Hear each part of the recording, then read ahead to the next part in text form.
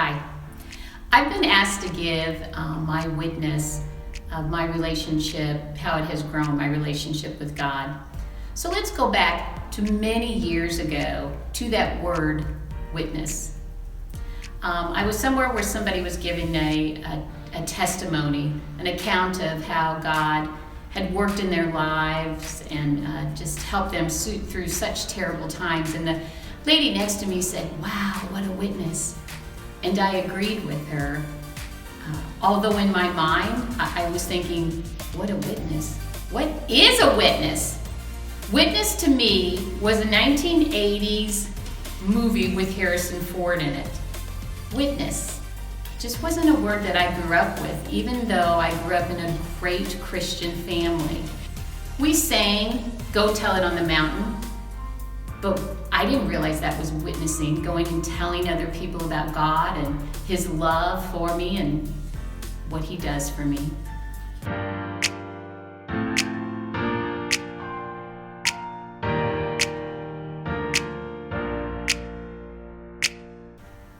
So there was never a time in my life that I didn't know about God and His amazing love for me. I was blessed to grow up in a big family where that was taught from the very beginning. But as I got older, I started feeling these gentle nudges to learn more. And of course, I ignored them. A couple of things stand out in that period in my life. One time I was talking to someone whose daughter had just been married, and he said, "Oh, we just really love our new son-in-law, but we're a bit concerned because he seems to be a lazy Christian. You know, one of those that goes to church faithfully but then just goes home." And I thought at the time, wow, how judgmental. Yet it stayed with me. It wasn't long after that I was in a group and there was a lady I hadn't met before, and when she met me, she found out who my mother-in-law was. And she said, "Oh, I admire your mother-in-law's faith so much. She is such a conscientious Christian." And that stuck with me. After time, I realized that I needed to plug in, and the Holy Spirit was right there waiting for me.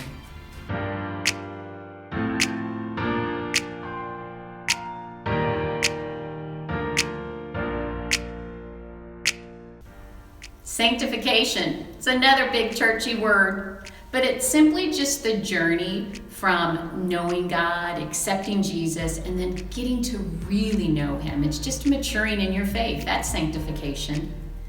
I now realize that those earlier nudgings were from the very gentle Holy Spirit wooing me to get closer to Him. I finally admitted I could not be a passive partner in my relationship with God. I certainly made plenty of time for my family and plenty of time for my work and everything else that I thought was so important. I needed to make more time for Him. It was time for me to swim into deeper water. But how?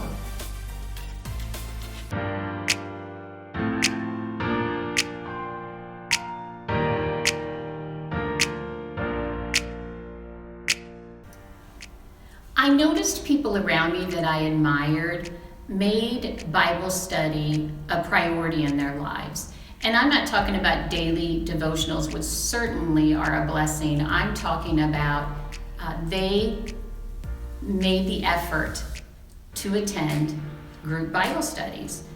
And I thought, well, shoot, I can do that, right? But honestly, I was super intimidated. Pulling Bible verses, I didn't know all the books of the Bible. Pronouncing some of those words, blah, blah, blah. What group would I go to? It just was too much. Then the Holy Spirit intervened in the parking lot of what used to be, it's IGA now, it was BILO then. And I was approached by a sweet lady to teach Sunday school lessons to the kids, who are my favorite people, by the way. And I admitted to her, I said, "You do not want me. I am not a Bible scholar. I'm so far from that. I just, you don't want me." And she looked at me and said, "Well, Julie, maybe it's time. Can you think of a better way to learn the Bible than with the kids? And besides, I promise I will surround you with people that will help. And she couldn't have been more right. Children's Sunday school lessons introduced me to the joy of studying the Bible. And I was surrounded by great people who supported me and lifted me up, helped me look up Bible lessons, helped me pronounce words. They just helped me and never once made me feel foolish. And then that just encouraged me to keep asking questions. We're so blessed here at Shiloh and really in our whole community. There are a lot of opportunities for group Bible study, and I take advantage anytime that I can. I can't stress enough how intentional Bible study was key in me growing closer to God. As I got to know players in the Bible who were so flawed, and yet God used them in amazing ways to do amazing things, and they were so diligent in their faith journey. And they didn't have the Bible to study, and we do.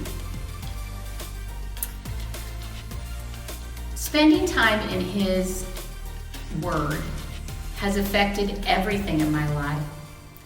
And I'm still just a beginner, as I'm sure any of my Bible study leaders would agree with very quickly. And I still fail God every single day in things that I say or do, or more often what I fail to do. But because I spend time in His Word, I know when I failed, and I know what it takes to do better. Of course, in addition to Bible study, prayer is just huge. We've got to spend time talking to God if we want to grow closer to Him. And fellowship with other believers not only is a lot of fun, I just find that there's an accountability there that's really important, at least to me it is. It really just became about me making more time for Christ. And I'm a pretty busy person, but once I decided to swim deeper, I am not kidding. The Holy Spirit easily gave me the time that I needed to get serious about my faith. It actually still sort of surprises me how that all works.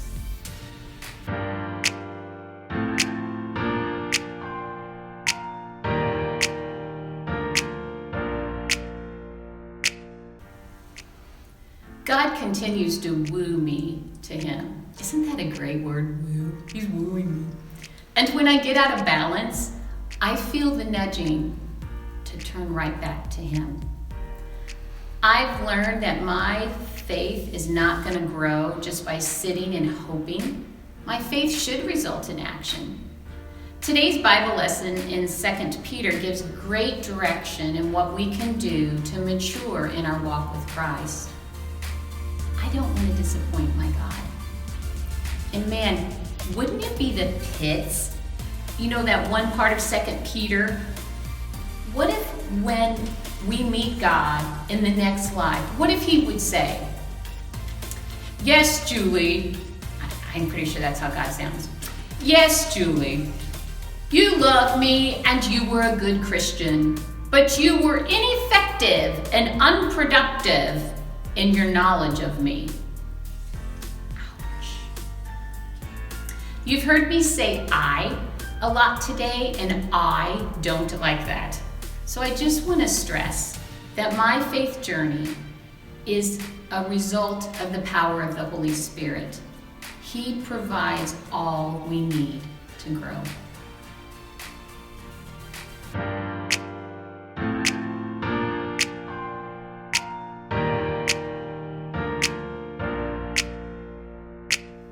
Have you ever seen that look on someone's face when they think that when they've misplaced their phone, or forbid that they're almost out of charge on their phone and they don't have their charger with them?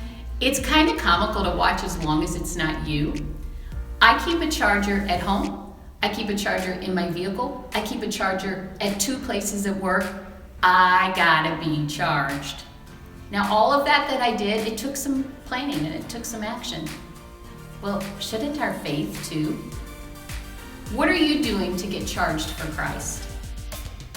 And I mentioned that the Holy Spirit is gentle. He is. He waited patiently for me. He will keep calling. He's not going to make you go into deeper water. You got to do that. You got to make that decision to go deeper. There's a great song by Casting Crowns that talks to this. So I would like to sing that for you.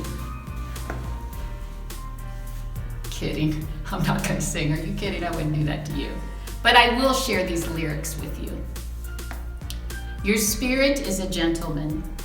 Your spirit is a whispering. You are the change in me. Your spirit is the light ahead, calling me into the depths and daring me to take a step and let you lead the way. You are the change in me.